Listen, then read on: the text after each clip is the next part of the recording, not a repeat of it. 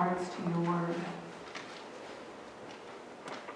Help us to receive the truth that you give to us, that our jars will never run dry.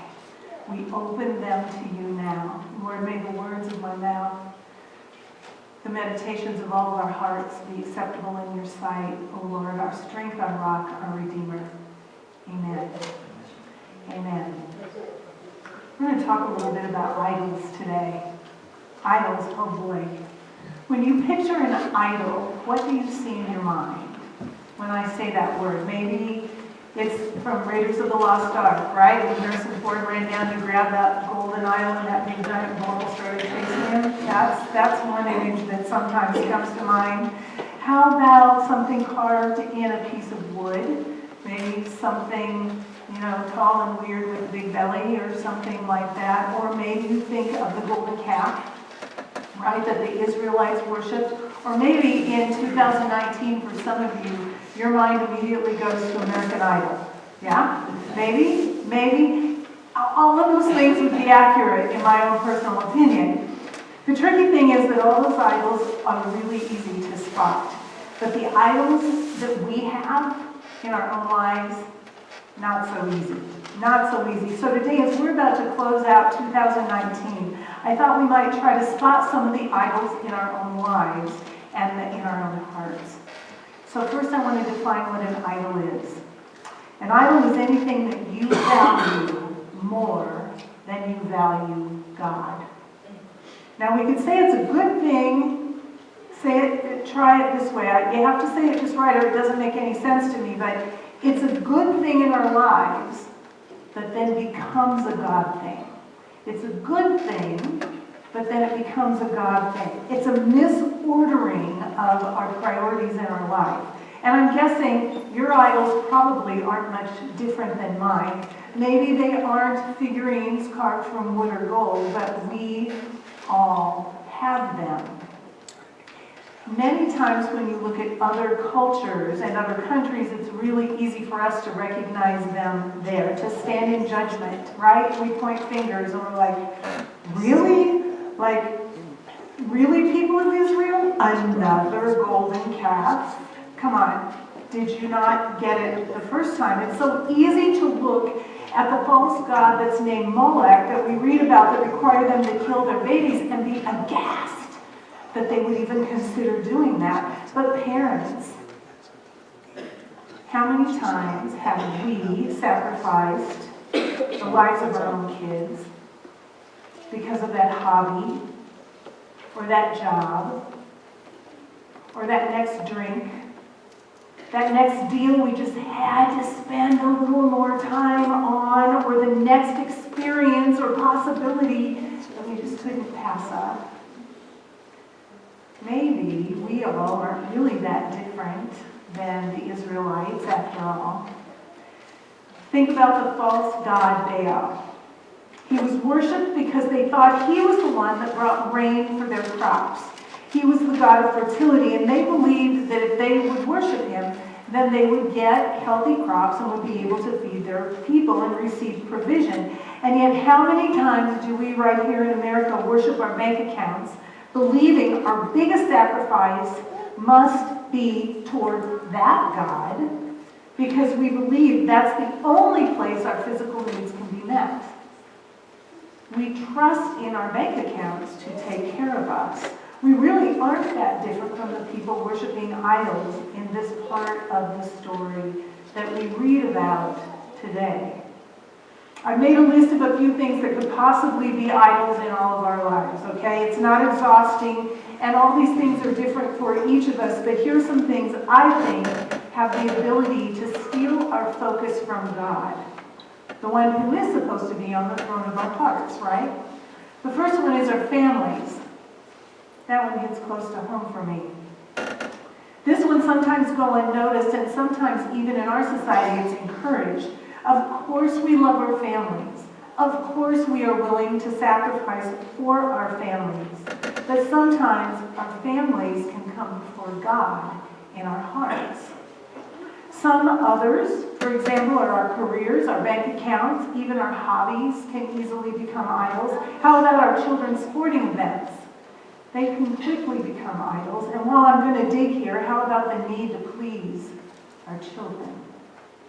How many of you don't or didn't require your kids to worship or participate in any faith-building community because they pushed back against you and said they didn't want to? And so you were like, I don't want to fight. I won't do it. Another idol is our appearance and the way people view us. Approval from others and respect and power and traditions and preferences. Preferences about our family, preferences about our church, or how we expect people to respond to us can quickly become an idol elevated above God. Spending or saving, either way, can be an idol. Possessions can be an idol. Eating, dieting, working out can be an idol, and the list goes on because we all face them. We all face those idols. Throughout the entire Old Testament, we see God pleading with his people to return from their idolatry. Today we're nearing the end of the Old Testament lessons that we'll be covering in the story. Can you believe it? We're almost halfway done in the story. And in every scene we've looked at so far, God has had to deal with people practicing what? Idolatry. Every single chapter we've read. Putting other things before him, chasing after false gods, and letting other things in life get in the way of trusting, loving, and leaning on and worshiping God and God alone. People are constantly being pulled apart from their first love and being pulled into idolatry. The king we're going to talk about today, because there's been a whole bunch of them since we talked last, is Ahab. Do you remember last week we talked about the kingdom being divided? And we had Jeroboam leading the larger northern kingdom and Rehoboam leading the southern kingdom. Okay, and Ahab, King Ahab that we're talking about today is over now the larger northern kingdom. But the Bible tells us that Ahab did more evil in the eyes of the Lord than any other king before him. That's no small thing. That's no small thing. One of the evil things he did was take for a wife a woman named Jezebel. The person you choose to marry, folks, makes a difference. Makes a difference in your life. Jezebel was an evil woman. And she manipulated and killed many, many people. And Ahab went right along with it. But for our purposes today, I will say that the most evil thing that this king did was how he led the people of God into idolatry. He built temples to Baal and set up high places for the people to worship these idols, and he pushed them into an entire season of idolatry for the region. Now, as we look at the story today, we're on page 203. In our traditional Bibles, we're in 1 Kings 17, and we're going to see three principal truths about idols. They were true when Ahab was king, and they're still true for every single one of us today. So listen to this. Okay, this is how it all begins. Now, Elijah the Tishbite, everybody say Tishbite. Tishbite. Not the weirdest name. Elijah the Tishbite from Tishba in Gilead said to Ahab, "As the Lord, the God of Israel lives, whom I serve, there will be neither dew nor rain in the next few years except at my word." Now think about this. To a king, that would be devastating news. Devastating news. Because the people looked to the king for prosperity. So if things were bad, they blamed the king. And that's not a lot different from today. If the economy is good, we praise our president. If it's bad, we grumble about them. Or this year, we grumble all the time about them. It wasn't that the king could make it rain, so to speak, but when he was honoring the correct deity, the one true God, then God would bring prosperity to the people. So what God was doing here was trying to get the attention of the people, but unfortunately it didn't work. It doesn't work for them. So we go on and learn that after several years of drought, God tells Elijah to go back and talk to Ahab again, a very dangerous thing for Elijah to do, because if you know the backstory here, you know that Ahab had sent out countless numbers of people to track down Elijah and kill him. Because he attributed the drought directly to Elijah. But Elijah does as God asked, and Ahab says to him, "Is that you, O troubler of Israel?" And Elijah says back to him, "I haven't made trouble for Israel. It wasn't me, but you and your father's family have made trouble for Israel. You've abandoned the Lord's commands and have followed Baals." Elijah was calling him out. He was speaking the truth. So what's about to happen next is it's even more dramatic when you remember that Baal is known as the god of fertility, which we talked about. Fertility for the crops, not of having babies, but the fertility of the rain, the god of making the land fertile in order for the crops to grow. So God is about to prove to the people that it's not Baal that has control over the clouds and rain, but it's God that has control over all of that. And it's the one true God that deserves to be worshipped. So, the first principle I want you to see, the very first principle I want you to take home, is that idols can very easily invade your heart. The word invade is important here because it describes when someone or something takes position that it wasn't intended to have in the first place. It happened then, it happens to us today. The children of Israel knew what God had done for them, right? The children of Israel knew all those crazy, wild, wonderful things that God had done for them for generations. They knew the stories. And it's likely some of them had experienced some of those wild and crazy, wonderful things themselves. But still, they rejected him. Still, they let idols invade their hearts. Now, within this principle is another truth that I need you to know. Within all human hearts, that means every single one of us here, there is a built-in desire to worship. We all have a built-in need and desire to worship. Not necessarily worship like get up and sing and dance sort of worship. Not necessarily that, but a desire to ascribe value to all things. We ascribe value to everything. It doesn't matter if you're a Christian or not, this principle is true for you. All the things we talk about, all the things we spend our time on, all the things we spend our money, that we read about, that we watch on TV, everything we think about, we ascribe a value to it. Now, because we're all designed this way, our hearts can become like a vacuum, constantly searching out things to worship.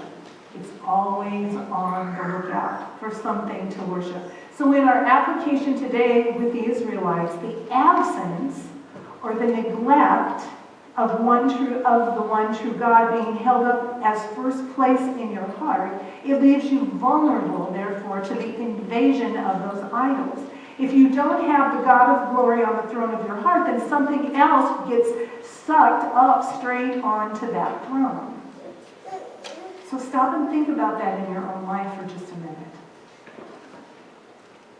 Now, as the story continues, God isn't going to stand for any of this. So Elijah asked for 150 of Baal's best prophets, the best of the best worshipers that they can possibly find. And he asked them to meet him on Mount Carmel, and this is what he proposes. He says, get 2 bulls for us. Let Baal's prophets choose one for themselves, and cut it up, put it on the wood, but don't set fire to it. I'll prepare the other one. I'll cut it up, put it on the wood, not set fire to it.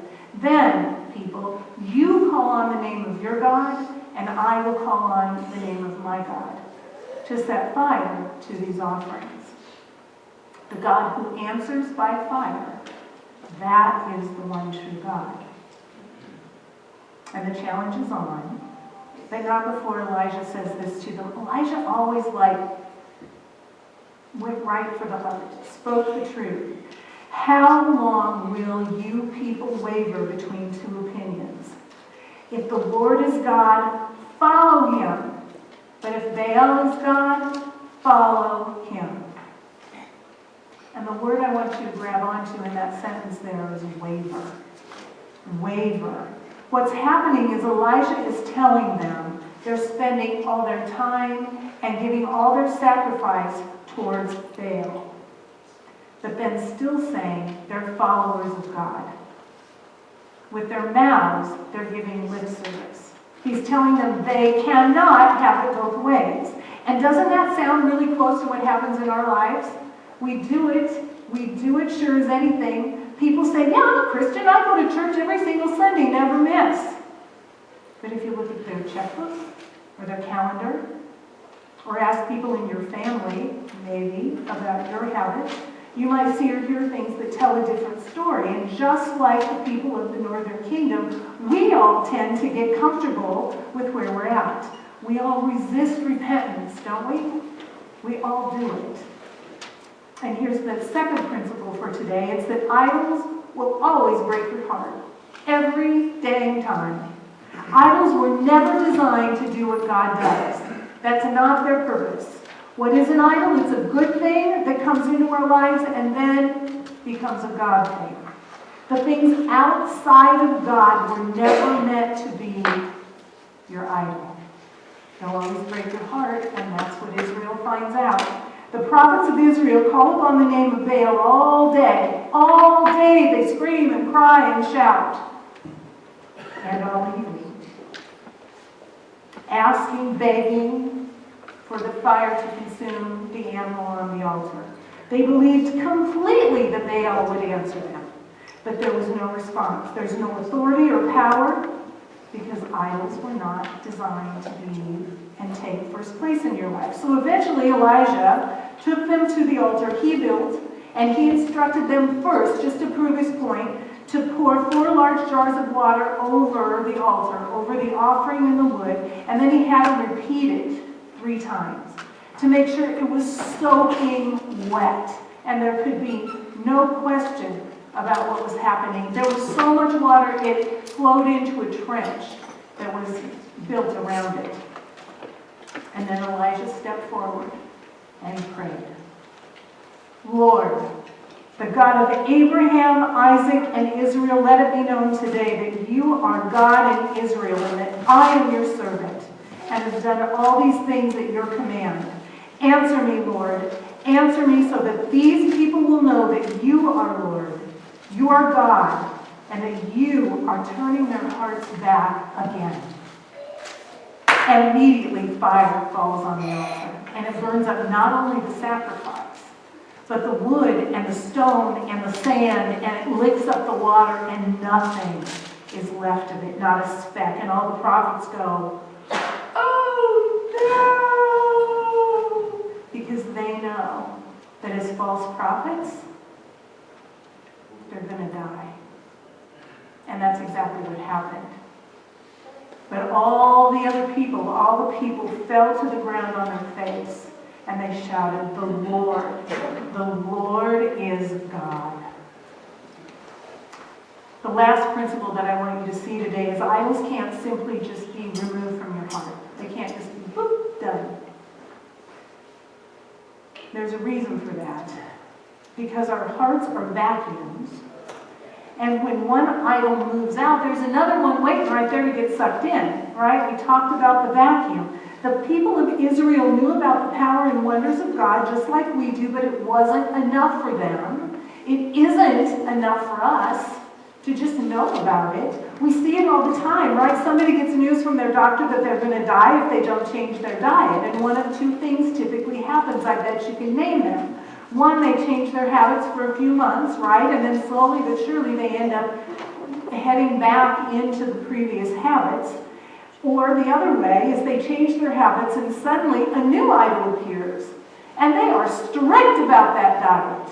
And they will eat nothing but organic food. And they will go to great lengths to make that happen. And pretty soon they're working out 7 days a week. Pretty soon they're working out 2 times 7 days a week.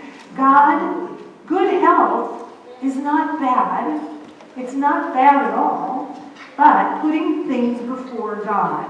Trusting things other than God. Looking for security in things that are not God, that's where we tend to stumble. And our hearts are just that way. It's just the way they are. So what does it take to keep our hearts in right adjustment to God? What do we need to do? It wasn't enough for the worshipers of Baal to see that their God was powerless. They had seen it. They needed a fresh glimpse of the power of the one true God, and that's what they saw. That's what Elijah was able to give to them, a glimpse of the power of God. And it's no different for you and me. If we just recognize the powerlessness of our own idols and try to remove them ourselves, the vacuum just sucks another, backfills, right? It just sucks another one in. Without focusing your eyes and your energies completely and totally on the one true God, nothing will change, ever. Not our marriages, not our health, not our children, our businesses, not our co-workers, not our cities. Nothing changes if we don't try to keep our eyes focused on the one true God. It will not change for any one of us. But we must, in doing that, humble ourselves, be honest about the idols in our lives, repent of them, and ask God to sit on the throne. Ask God to show himself to us. Ask to see his wonders and to pour out a fresh outpouring of his miraculous love into our lives. Maybe we need to ask for it again, or maybe today you're asking for it for the very first time. So I'm going to take you out of your comfort zone today because we're about to embark on a brand new year together. 2020. Isn't that the craziest thing? 2020. I want to invite you to step out of your comfort zone. We have to. And get on your knees and to pray for God to be the one and only God in your heart. The one and only sitting on the throne of your life. Now, I know some of you are unable to get on your knees physically, and that's okay. I can do it, but you may have to help me get up. So if that's you, stay seated right where you are. It's okay. God hears you, no matter whether you're sitting, standing, laying. It makes no difference. But if you are able today, I want to invite every single one of you to come up here and kneel at the altar. You can come back here and kneel at the cross. You can kneel at your chair. You can kneel in the aisle. You can lay on the floor. There are kneelers. There are two kneelers to help you if you would like to do that. But together, let us go before the Lord. So I invite you to come. Come join me in prayer. Kneel where you are. Kneel at the altar. Kneel. Turn around and kneel on the floor of your chair, wherever you feel most comfortable. As we face this new year together, nothing changes if nothing changes, and so let us be people of change.